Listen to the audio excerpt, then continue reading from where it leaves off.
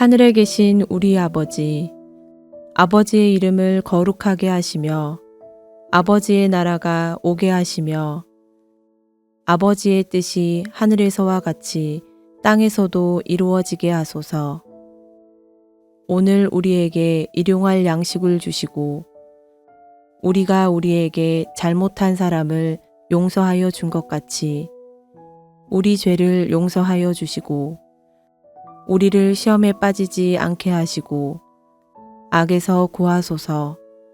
나라와 권능과 영광이 영원히 아버지의 것입니다. 아멘.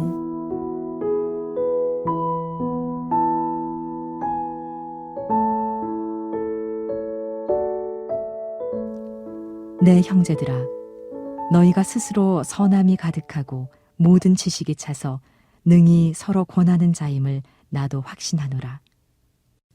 그러나 내가 너희로 다시 생각나게 하려고 하나님께서 내게 주신 은혜로 말미암아 더욱 담대히 대략 너희에게 썼노니, 이 은혜는 곧 나로 이방인을 위하여 그리스도 예수의 일꾼이 되어 하나님의 복음의 제사장 직분을 하게 하사 이방인을 제물로 드리는 것이 성령 안에서 거룩하게 되어 받으실 만하게 하려 하심이라. 그러므로 내가 그리스도 예수 안에서 하나님의 일에 대하여 자랑하는 것이 있거니와 그리스도께서 이방인들을 순종하게 하기 위하여 나를 통하여 역사하신 것 외에는 내가 감히 말하지 아니하노라. 그 일은 말과 행위로, 표적과 기사의 능력으로, 성령의 능력으로 이루어졌으며, 그리하여 내가 예루살렘으로부터 두루 행하여 일루리곤까지 그리스도의 복음을 편만하게 전하였노라. 또 내가 그리스도의 이름을 부르는 곳에는 복음을 전하지 않기를 힘썼노니, 이는 남의 터 위에 건축하지 아니하려 함이라. 기록된 바 주의 소식을 받지 못한 자들이 볼 것이요 듣지 못한 자들이 깨달으리라 함과 같으니라.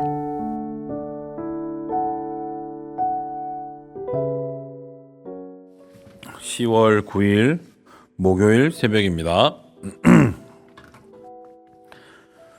하나님의 말씀은 로마서 15장 14절에서 21절입니다.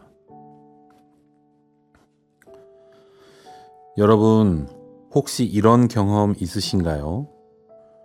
누군가에게 이제 그만 들어도 돼, 충분히 알겠어 하는 말을 듣고도 같은 내용의 권면을 또다시 강조하게 되는 경험 말입니다.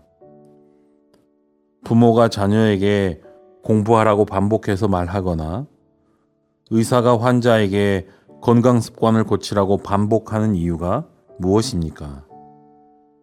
이미 알고 있어도 중요한 것이기 때문에, 혹은 잊지 않도록 다시 상기시키기 위해 반복하는 것입니다.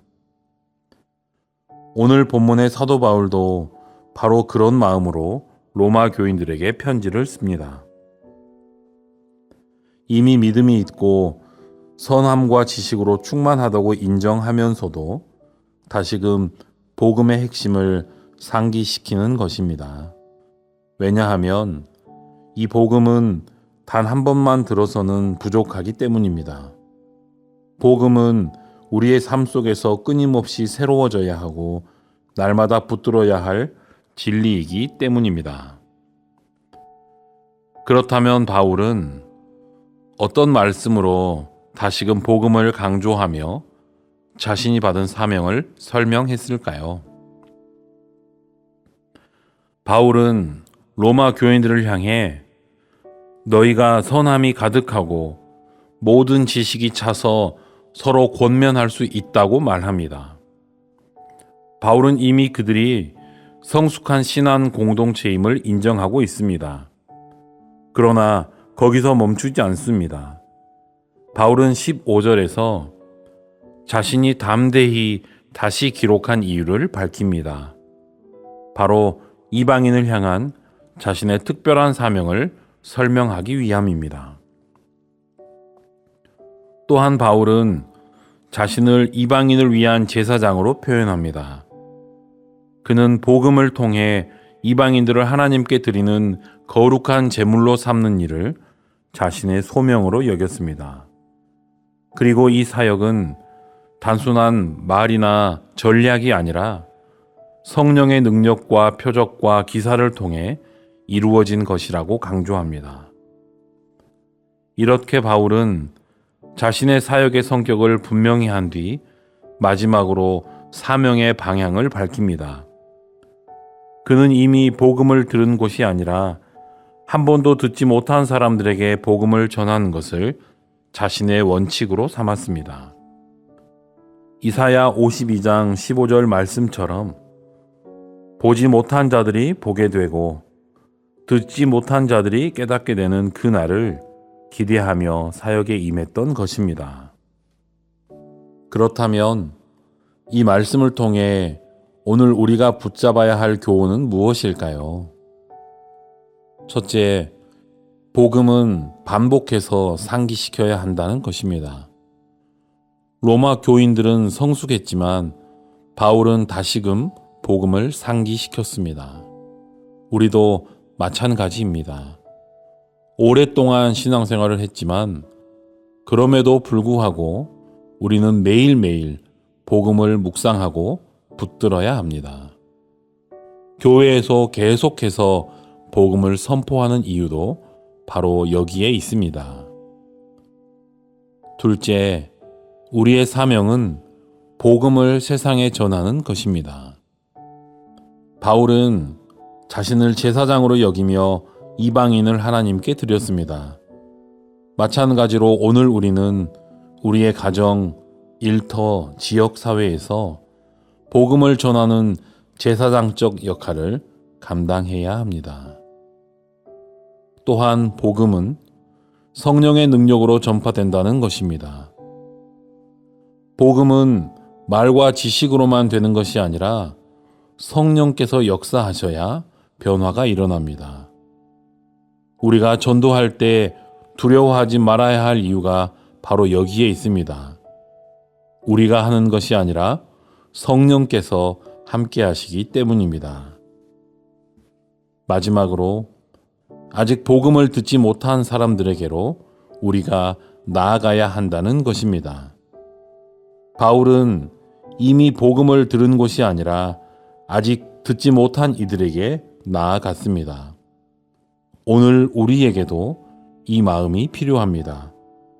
교회 안에서만 안전하게 머무르는 것이 아니라 복음을 알지 못하는 이웃과 세상으로 나아가야 합니다. 그렇다면 이러한 교훈들을 오늘 우리의 삶 속에서 어떻게 실천할 수 있을까요? 사랑하는 여러분, 바울의 마음은 단순한 선교사가 아니라 복음의 빚진 자의 마음이었습니다. 그는 복음을 전하지 않으면 안 되는 깊은 사명감을 가지고 살았던 것입니다. 오늘 우리는 어떻습니까? 우리도 하나님 앞에서 복음을 맡은 청지기입니다. 복음을 아는 것으로 그치지 말고 복음을 살아내며 또한 전하는 삶을 살아가야 합니다. 우리의 가정에서, 직장에서, 만나는 사람들과의 관계 속에서 그리스도의 향기를 나타내야 합니다. 사도 바울처럼 아직 보지 못한 자들이 보게 되고 듣지 못한 자들이 듣게 되는 역사가 오늘 하루도 저희들의 삶을 통해 일어나게 되기를 간절히 소망합니다. 기도하시겠습니다. 하나님, 오늘도 저희들을 예배의 자리로 불러주시고 복음을 다시 들려주심을 감사드립니다. 이미 알고 있는 진리 같아도 날마다 새롭게 상기시켜 주셔야만 하는 저희들의 연약함을 고백합니다. 바울이 로마 교회에 편지를 보내며 다시금 복음을 전한 것처럼 저희들도 날마다 말씀 앞에 새로워지게 하시고 복음의 은혜를 늘 기억하며 살아가게 하옵소서. 하나님, 저희가 복음을 아는 것으로 그치지 않고 복음을 전하는 제사장으로 서게 하옵소서. 가정과 일터와 이웃 가운데 그리스도의 향기를 드러내게 하시고 저희의 삶이 하나님의 기쁨이 되는 산 제사가 되게 하옵소서. 아직 하나님을 모르는 가족과 이웃들을 불쌍히 여겨주시고 저희의 기도와 증언을 통해 그들이 하나님께로 돌아오는 역사를 경험하게 하옵소서. 또한 저희가 복음을 전할 때마다 사람의 말과 지혜에 의지하지 않게 하시고 성령의 능력을 의지하게 하옵소서. 말과 행동, 표적과 기사로 역사하셨던 성령님께서 오늘 저희의 삶 가운데에도 동일하게 임하셔서 복음을 듣는 사람들의 마음이 열리고 변화되는 은혜를 허락하여 주옵소서. 두려워하지 않고 담대히 나아가게 하시며 복음을 전할 기회를 주실 때마다 순종하게 하옵소서. 하나님, 저희가 아직 복음을 듣지 못한 이들을 품는 마음을 갖게 하옵소서. 교회 안에만 머무르지 않고 세상을 향해 나아가 복음을 모르는 자들에게 다가가는 용기를 주옵소서. 그리하여 보지 못한 자들이 보게 되고 듣지 못한 자들이 듣게 되리라는 말씀처럼 저희의 삶을 통하여 그 말씀들이 이루어지는 역사를 보게 하옵소서. 예수님의 이름으로 기도하옵나이다. 아멘. 계속해서 더 깊은 묵상과 기도를 이어가시기 바랍니다.